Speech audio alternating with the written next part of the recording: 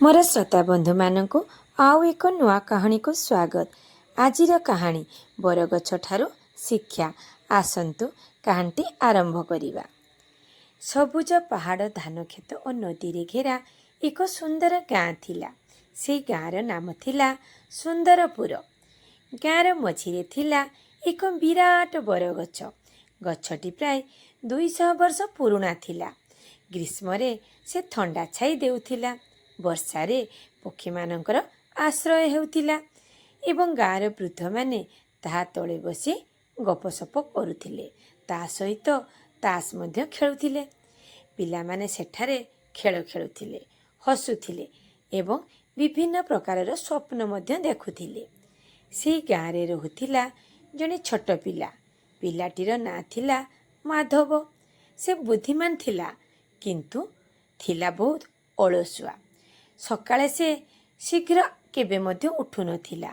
पाठ पढ़िबारे मन आदु देउ नथिला एवं छोट छोट काम को मध्य आसंता काली पई छाड़ी देउथिला। तार माँ ताको प्रतिदिन कहुथिले, आजिर काम काली को रखिले सफलता केबे काहाको मिले नाही, पछे सफलता ताठारु दूरेई जाए। किंतु माधव एई कथा को आदौ गुरुत्व देउ नथिला। गोटे दिन विद्यालय विज्ञान प्रदर्शनी हेबार घोषणा हैला। प्रत्येक छात्र को गोटे नूतन प्रकल्प तैयारी करने को कुहागला। शिक्षक कहिले जे निजर परिश्रम, सृजनशीलता और श्रृंखलार परिचय देव सेही निश्चित रूपे प्रथम हेब। समस्त सहपाठी निज निजर काम आरंभ करदेले। किंतु माधव भाविला आहरी तो समय बहुत अच्छी। दिन एमिति गड़ीगला। गोटे सप्ताह मात्र बाकी रहिला। तथापि से किछि मध्य करि नथिला। शेष 2 दिन रे से तरबर होई काम करिबाकु लागिला। फलरे तार प्रकल्पटी असंपूर्ण रहीगला। प्रदर्शनी दिन समस्ते सुंदर सुंदर प्रकल्प मॉडल आनिले। केही सौरशक्तिर मॉडल तो केही वर्षा जल संरक्षणर प्रकल्प तो आउ केही परिवेश सुरक्षा उपरे चमत्कार उपस्थापना करिथिले। माधवंक प्रकल्प अधारे रहिथिला। से लज्जारे मुंड नुआई ठिया होई रहिला। विद्यालय फेरी से सीधा बरगछ तलको गला। मन बहुत दुखित तार थिला। से गछ को चाहि भाबिला, एही गछ एते बड़ किपरि हेला। ठीक सेही समय गाँर वृद्ध शिक्षक सेठाको आसिले। से हसिकरी कहिले, एही बरगछ गोटे दिन रे बड़ होई नाही, प्रतिदिन टिके टिके करी से बढ़ी चलीची।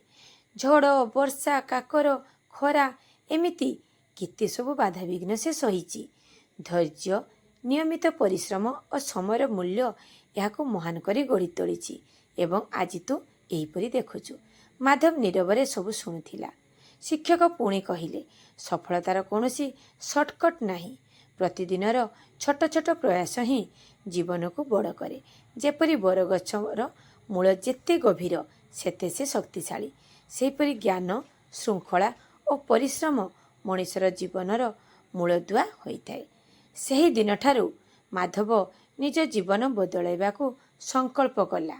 से सकाळु उठी पढ़िबा आरंभ कला। प्रतिदिनर काम सेही दिन रे शेष करुथिला एवं खाली समय रे से विभिन्न प्रकारर बही पढ़िबाकू लागिला। से गछ लगेबा अभियान रे जोग देला एवं सांग मानकु मध्य परिवेश सुरक्षार महत्व बुझाइला। गोटे वर्ष परे पुणी विज्ञान प्रदर्शनी हेला। एथर माधव वर्षा जल प्रकल्प उपरे एक सुंदर प्रकल्प प्रस्तुत कला। विचारक माने तांको काम देखि बहुत प्रशंसा कले। से प्रथम पुरस्कार जीतिला। पुरस्कार नेबा बेले से कहिला, मु आज बुझीछि जे प्रतिदिनर परिश्रम ही सफलतार चाबी। बरगछ मते शिखाइछि जे धैर्य, नियमित प्रयास और समयर सदुपयोग करुथिबा व्यक्ति केबे मध्य विफल हुए नाही। समग्र विद्यालय ताली रे गुंजी उठिला। शिक्षक माने कहिले, सत्य शिक्षा केवल पुस्तकरू नुहे, अनुभव और भल अभ्यासरू मिले। सेही दिन ठारू माधव केवल जणे भल छात्र नुहे, जणे भल मनीष भावरे मध्य परिचित हेला। गाँर छोट पिला माने ताठारू प्रेरणा नेबाकू लागिले। कारण से आउ छोट माधव नथिला, से वर्तमान बड़ होई ବିଭିନ୍ନ ପ୍ରକାରର କାମ କରି ସଫଳତା ପାଇଲାଣି। ବରଗଛ ଆଜି ମଧ୍ୟ ସେହି ଗାଁରେ ଠିଆ ହୋଇ ନୀରବରେ ଯେପରି କହୁଛି, ଧୈର୍ଯ୍ୟ ରଖ, ପରିଶ୍ରମ କର, ସମୟକୁ ସମ୍ମାନ କର, ସଫଳତା ନିଶ୍ଚୟ ତୁମ ପାଖକୁ ଆସିବ। ଏଇଠି ମୋ କାହାଣୀଟି ସରିଲା। ଏହି କାହାଣୀରୁ କ'ଣ ଆମେ ଶିଖିଲେ ନୀତି ଶିକ୍ଷାଟି ଜାଣିବା। ପରିଶ୍ରମ, ସମୟର ସଦୁପଯୋଗ, ଧୈର୍ଯ୍ୟ ଓ ଭଲ ଚରିତ୍ର ହେଉଛି ସଫଳ ଜୀବନର ପ୍ରକୃତ ଭିତ୍ତି। ଆପଣମାନଙ୍କୁ କାହାଣୀଟି କିପରି ଲାଗିଲା କମେଣ୍ଟ ମାଧ୍ୟମରେ ଜଣାଇବା ସହିତ ଯଦି ଭଲ ଭଲ କାହାଣୀ ଶୁଣିବା ପାଇଁ ଚାହୁଁଛନ୍ତି ତେବେ ନିଶ୍ଚିତ ମୋର ଚ୍ୟାନେଲକୁ ସବସ୍କ୍ରାଇବ୍ କରନ୍ତୁ। ଆଉ କାହାଣୀଟି ଭଲ ଲାଗିଥିଲେ ଲାଇକ୍ ଓ ସେୟାର କରିବାକୁ ଆଦୌ ଭୁଲିବେ ନାହିଁ। ରହୁଛି, ଧନ୍ୟବାଦ।